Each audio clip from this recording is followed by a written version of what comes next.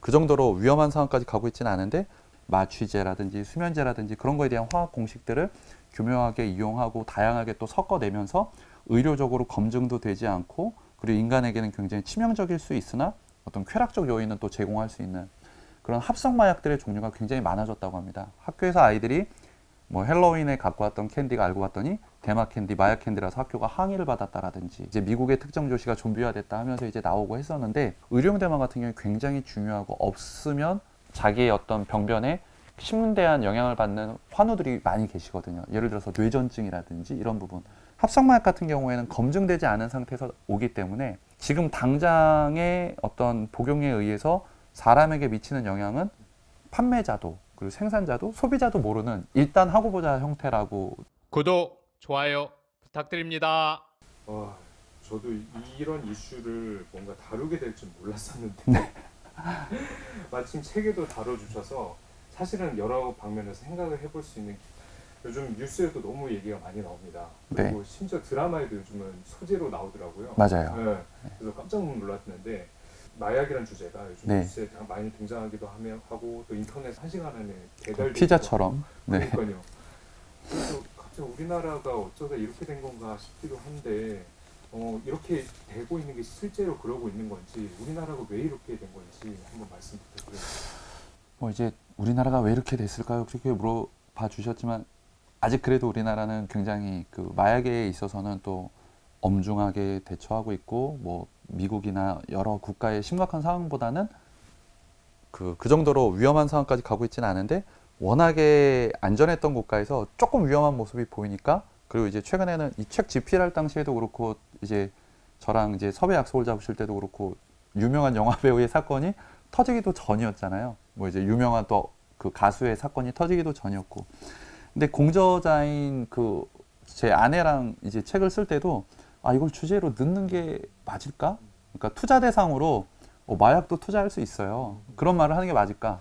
그러니까 정확하게는 마약이 아니죠. 정확하게는 마리화나죠. 그것도 이제 의료용 마리화나인데 그마저도 우리나라에서는 어쨌든 합법이 아니기 때문에 그 우리나라 투자자들에겐 익숙하지 않은 거고 생소할 수 있으니까 아 우리는 여기에 이걸 추천하기 위한 게 아니라 아 이런 거에 대한 투자도 있다라는 걸 소개하는 목적이니까 그럼에도 불구하고 하자라고 하고 썼던 테마가 마약, 이제 정확히는 마리화나였거든요. 근데 그렇게 하면서 자료를 본의 아니게 굉장히 유익한 자료를 많이 찾아보게 됐던 것 같아요. 뭐 대표적으로 제가 이거 아니었으면 안 들어가 봤을 것 같은데 국과수에서도 레포트가 정기적으로 나오는 어떤 그 자료가 있었고 그리고 유엔에도 이제 어떤 드럭에 대한 그 리포트라든지 이런 것들이 애뉴얼리 자료로 나오는 것들이 있었고 한데 그런 자료들이 또 어떤 공익의 목적이 있기 때문에 그 전부 다 뭐 유료로 구매하는 게 아니라 무료로 다운로드 받을 수 있어서 연구하고 책을 쓰는데 도움을 많이 받았거든요. 그래서 아까 어쩌다 이렇게 됐을까요? 라고 하셨는데 그 리포트들을 보면서 오히려 아, 답이 너무 뚜렷한 데 있구나 라는 거를 확실하게 알게 됐고 그리고 이제 들으시는 분들도 너무 자연스럽게 느끼게 될 것 같아요. 이유는 이제 결국엔 세 가지인데 우리가 어떤 산업이 성장하고 뭔가 그 경제적 가치가 커지려면은 그 세 가지가 다 효율적이 돼야 되거든요. 첫 번째가 생산이 효율적이어야 되고 그리고 유통이 효율적이어야 되고 그리고 소비. 이 소비는 저는 결제라고 표현하고 싶거든요. 결제가 이제 편리해져야 되는데 마약은 그 세 가지가 최근 몇 년 사이에 동시에 일어났어요. 그리고 그 세 가지가 동시에 일어나는 데 있어서는 우리가 아까 짚고 넘어갔던 인공지능의 어떤 발달과 같은 기술 혁명이 마약 시장 확대에도 기여를 했다라는 거죠. 그러니까 그게 무슨 얘기일까? 라고 이제 말씀을 하실 텐데 생산부터 짚고 넘어가면 과거에는 우리가 그 뭐 대마 그래서 마리화나를 재배해서 이거를 이제 액상으로도 복용하고 흡연을 하기도 하고 흔히 말해서 뭐 히로뽕이라고 하는데 필로폰 이런 것들을 이용을 해서 뭐 이제 주사로 이제 또 복용을 하기도 하고 그리고 또 가격이 비쌌고 이제 반입도 어렵고 구하기도 쉽지 않고 이제 제조 과정도 까다롭고 하니까 그랬었는데 이제는 어떤 화학적 결합이나 이제 쉽게 말해서 공장형 마약이 굉장히 많아졌다라고 리포트에선 소개하더라고요. 그러니까 어떤 의료 업계에서 쓰고 있는 어떤 이제 각종 각성제라든지 마취제라든지 수면제라든지 그런 거에 대한 화학 공식들을 교묘하게 이용하고 다양하게 또 섞어내면서 의료적으로 검증도 되지 않고 그리고 인간에게는 굉장히 치명적일 수 있으나 어떤 쾌락적 요인은 또 제공할 수 있는 그런 합성 마약들의 종류가 굉장히 많아졌다고 합니다. 그래서 마약에 관련된 주제를 찾을 때는 부득이하게 해외 뉴스나 해외 자료를 많이 볼 수밖에 없었어요. 근데 우리나라에서는 깜짝 놀랄 만한 소식들이 그곳에서는 교통사고와 같은 뉴스처럼 굉장히 빈번하게 다뤄지고 있는 거예요. 학교에서 아이들이 뭐 헬로윈에 갖고 왔던 캔디가 알고 봤더니 대마 캔디, 마약 캔디라서 학교가 항의를 받았다라든지. 우리나라 얘기 아닙니다.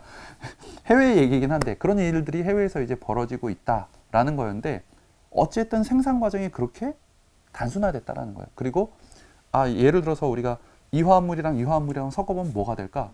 검증은 할 수 없지만 해봤는데 맞아본 사람들은 더 극도의 만족도를 느꼈다. 그럼 이제 그게 제품화가 되는 거죠. 왜냐하면 어차피 합법의 영역은 아니니까.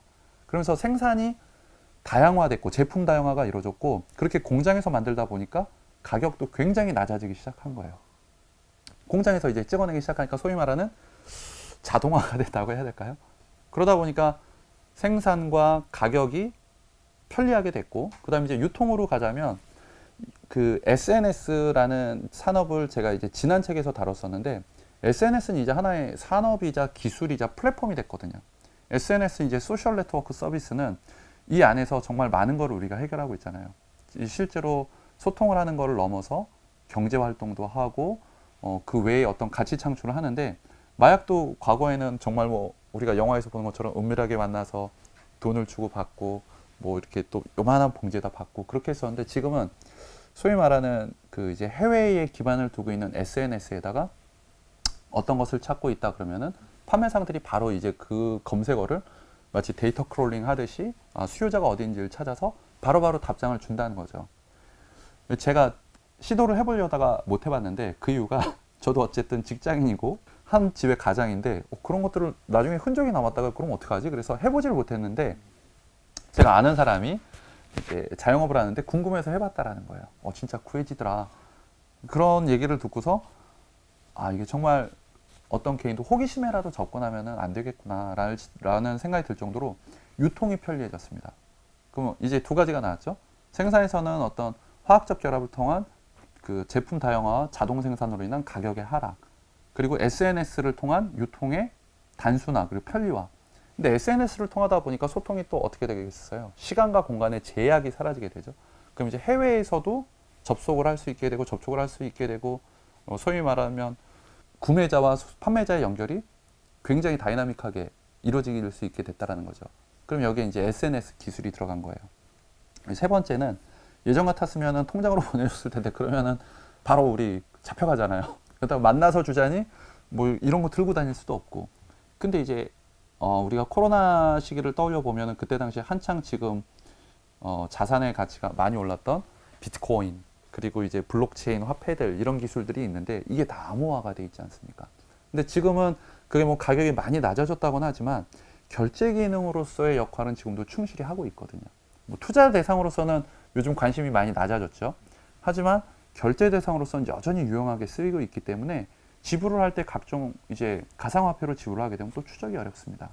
생산 라인에서는 가격이 싸진 반면 제품이 다양화됐고 유통 라인에서는 SNS 등을 이용한 빠르고 조용하고 그리고 아주 넓은 범위에서의 유통이 가능해졌고 결제단에 있어서는 블록체인 기술을 이용한 추적되지 않는 결제 기술이 이용이 됐고 그렇게 되다 보니까 각종 기술의 발전이 어찌 보면은 이제 그림자 영역도 같이 성장을 시켰다라고 보여지는 거죠. 제가 생각하기엔 그게 어떤 국내에서도 마약 문제가 이제 도드라지기 시작한 원인이지 않을까 그렇게 생각합니다. 합법적인 게 아니다 보니까 뭔가 임상 시험을 할 수 있는 상황도 아닌 거고 그러니까 그냥 무조건 판매가 되고 있어서 그게 실제로 맞나요? 그게 저는 사실 이번에 그 책을 집필을 하면서 아까도 말씀드렸지만 외국 자료들을 많이 보게 되는데 대표적으로 이거를 검색했을 때 제일 많이 그 다큐멘터리도 뜨고 기사도 뜨고 했던 게 펜타닐이에요. 사실 우리가 유튜브에서도 뭐 특정 도시 이제 미국의 특정 도시가 좀비화됐다 하면서 이제 나오고 했었는데 펜타닐 같은 경우에 사실 그 공식적으로는 그 의약품이지 않습니까? 의약품으로서 아주 이제 뭐 철저한 관리를 위해서 다뤄지고 이렇게 되는데 저는 대마의 경우에도 이번에 그 책을 쓰면서도 알게 됐지만 의료용 대마 같은 경우에 굉장히 중요하고 없으면 자기의 어떤 병변에 심대한 영향을 받는 환우들이 많이 계시거든요. 예를 들어서 뇌전증이라든지 이런 부분. 그렇기 때문에 그 합법적 테두리에 있는 그 마약이 아닌 뭐 대마라든지 이런 어떤 뭐 우울증 치료제 이런 것들 같은 경우에는 그 각종 뭐 임상 실험이라든지 어떤 검증을 거쳐서 나오겠죠. 그렇지만 지금 이제 합성마약 같은 경우에는 그 앞서서 문의 주신 것처럼 이것저것 섞어본 다음에 그거에 대한 쾌감 만족도나 이런 걸 통해서 나오다 보니까 제가 이제 찾아본 자료 마치 우리 그 부겔스님이 책을 대신 읽어주는 사람인 것처럼 제 책은 어떤 역할을 했냐면 전문가들이 쓴 레포트를 대신 읽어드린 역할을 했거든요. 그래서 제가 그쪽의 전문가는 아니지만 그 레포트에 써주신 어떤 뭐 유엔의 그 리포트라든지 국가세 리포트의 내용에 따르면 합성마약 같은 경우에는 검증되지 않은 상태에서 오기 때문에 지금 당장의 어떤 복용에 의해서 사람에게 미치는 영향은 판매자도 그리고 생산자도 소비자도 모르는 일단 하고 보자 형태라고 적혀 있더라고요.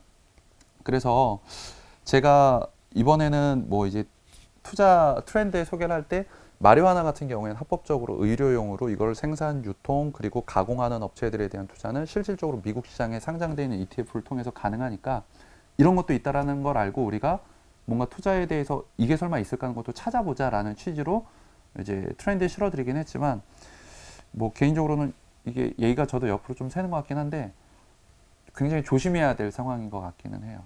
뭐 이제 얼마 전에 우리 대치동에서도 올해 잠깐 사건이 있었고 그랬었는데 요즘은 또 연예계 때문에 시끄럽고 근데 국가적으로도 잘 관리가 돼야 될 부분이고 개인적으로도 굉장히 조심해야 될 부분이고 하지만 투자는 가능한 특이한 산업이기도 하다. 그렇게 말씀드리고 싶어요.